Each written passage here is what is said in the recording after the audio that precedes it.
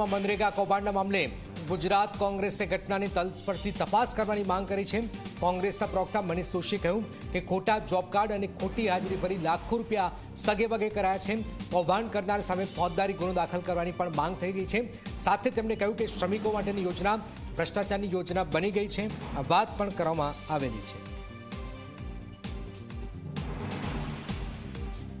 सामान्य माणस ने हर हाथ ने रोजगार मळे तेवुं आयोजन करो पण दुखनी बात है कि भाजपाए पोताना मरतियाओने पोताना लागता वळगताओने कार्यकरोने एने कॉन्ट्राक्टर बनावी दीधा अने मनरेगा जे गरीब माणसने माटे श्रमिक माटेनी योजना है ए योजनाने मोटा पाये भ्रष्टाचारनी योजना बनावी दीधी।